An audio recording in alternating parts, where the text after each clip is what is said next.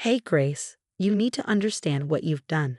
How can you be so careless as to leave your responsibilities as a wife and cause problems for William? You're a terrible wife. I'm going to teach you a lesson. Well, Mother, I have my reasons for leaving. That doesn't matter. We're moving to a new, nicer apartment. If you want to live with us, I can tell you where it is. I'm sure my mother-in-law doesn't know anything yet. Well, it's good for me that she doesn't know. No, thank you. My name is Grace. I'm 35 and work in an office. I've been married to my husband William for 5 years. He's 40, which is 5 years older than me. I used to date older men, but I liked William because he was generous and kind. Our relationship was good, so we got married. Our marriage was okay, but soon after, problems started to affect our once peaceful life. I lost my job, and then William got fired because the company he worked for was struggling because of the recession. I never expected William to lose his job since he worked for a big company. I thought we would be okay financially and that this would last for our whole lives. But it turns out, nothing in life is guaranteed. We fell into financial trouble. I was a stay-at-home wife, but I decided to start working again. I reached out to my old employer, and fortunately, they hired me because someone had just left to have a baby. It was a relief to have some extra income. If William could find a new job, we'd be okay. But it's tough for a middle-aged man to find work, so he had to take part-time jobs as a day laborer, earning around $700 a month. I wasn't making much either, so we were barely scraping by. Hey, the rent here is too high. Can we move to a cheaper place? We need to lower our fixed costs to make things easier. We used to have a good income and didn't worry about money, living comfortably in a nice apartment. But now, with our financial situation change, I thought it would be wise to move to a cheaper place. However, William strongly disagreed. No, we're not moving. Why not? If we move to a smaller apartment, my mom will ask questions. So what? Why don't you just tell her the truth? We're struggling because you're not working now. William got upset and raised his voice. Don't ever tell my mother I'm unemployed. With your salary and what I make, we can cover the rent. Let's just keep it that way. I was both shocked and confused. You care more about saving face and keeping our current apartment than about our marriage. Even if we can pay the rent, we're still struggling to get by. That's why I suggested moving to a cheaper place. We can't save any money. But William wouldn't budge, so I had to give up on that idea. Life continued to be tough. One day, William said something really frustrating to me. Hey, this is all we have for dinner tonight. We used to have a lot more food. Just because you're working now doesn't mean you can neglect your responsibilities at home. Don't be lazy about managing this. His comment made me angry, so I snapped back. We're barely making ends meet. I'm doing my best at home and at work. If you weren't so concerned about keeping up appearances and wanting to stay here, we could save on food expenses. Or maybe you could earn more money so everything would be fine. When I made those comments, William got really angry and said, "What are you talking about? Don't ever say that to me again. Just wait and see. I'll get a job at a good company and earn more money than you."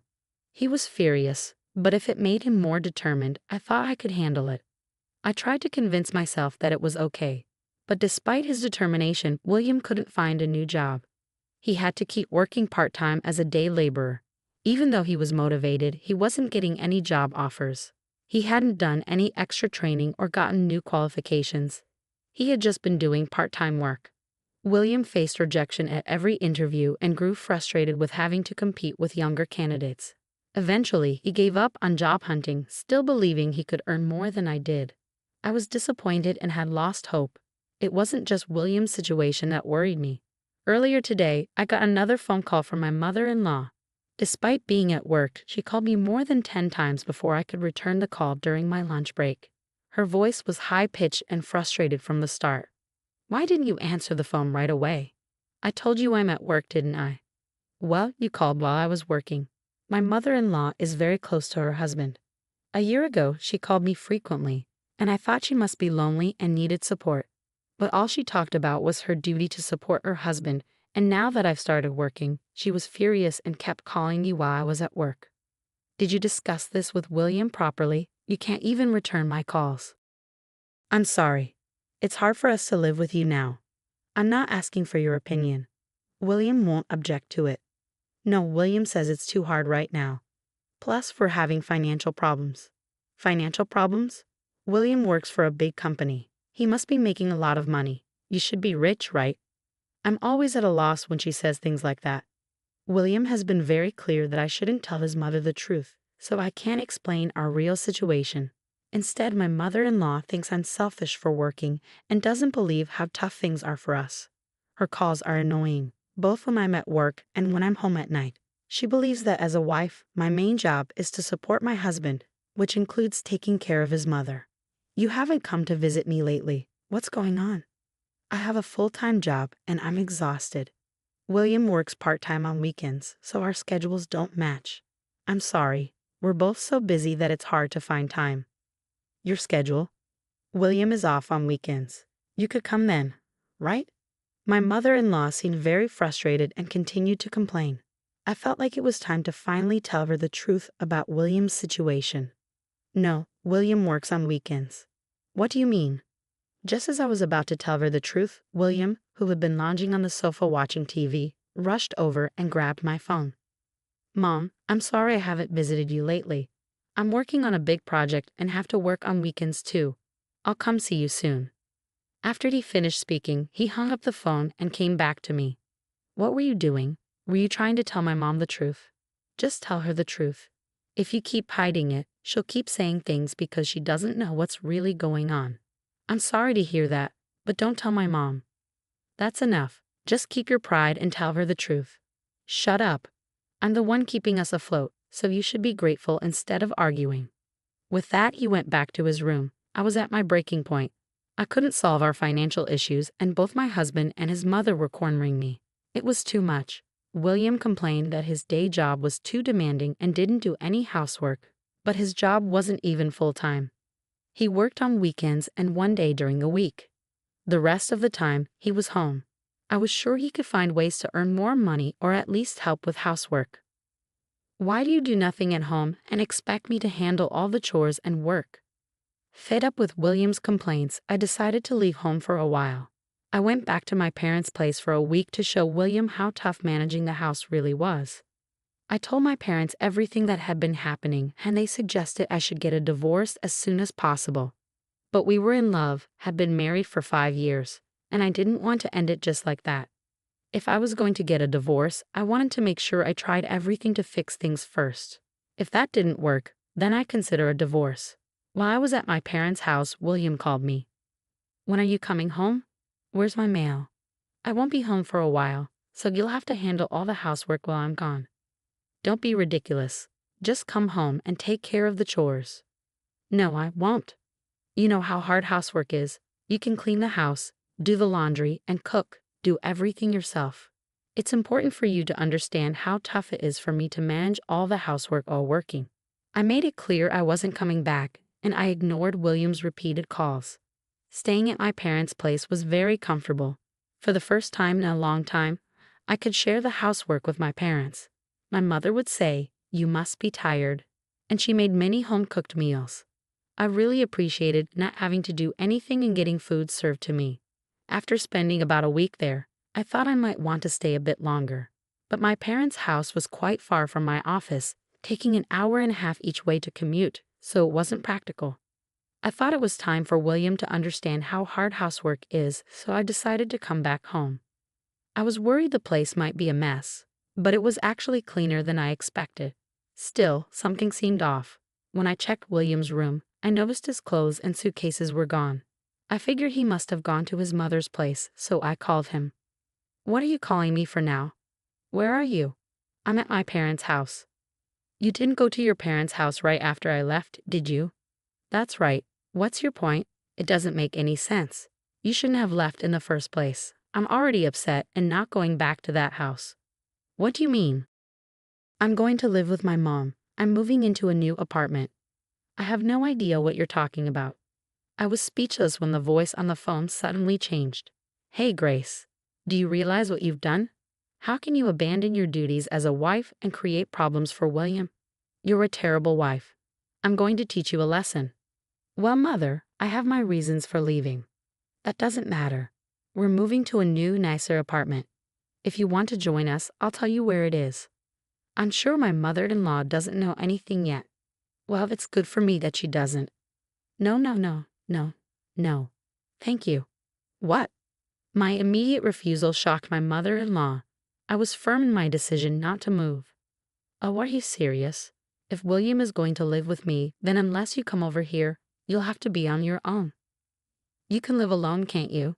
You've been relying on him. Don't worry, I have enough to manage on my own. If we don't live together, then there's no reason for us to stay married. So I'm divorcing him. The mention of divorce seemed to shock both my mother-in-law and William. On the phone, my mother-in-law said, "Grace, there's no need to talk about divorce. I can't stay married to you anymore.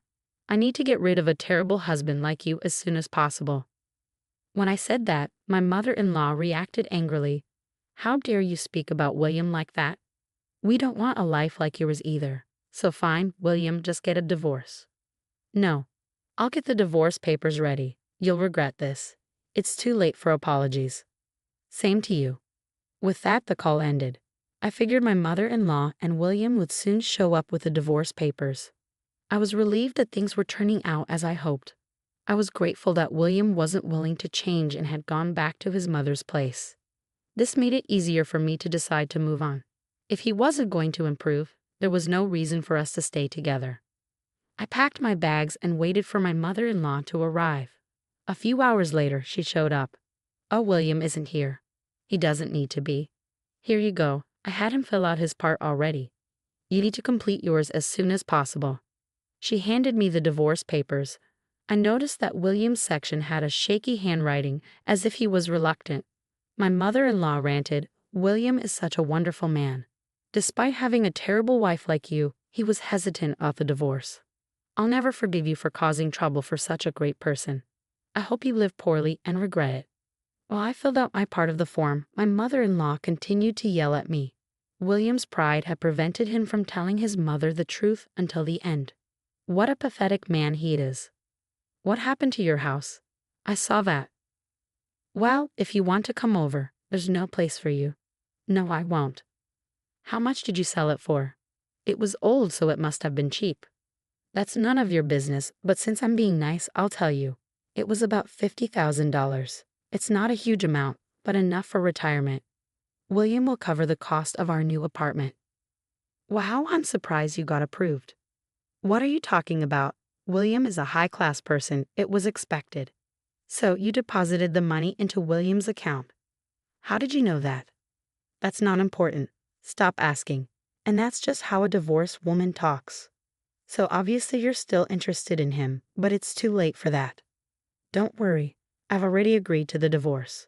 When I said that, my mother-in-law snapped and left. I was thrilled to be free from both her and William.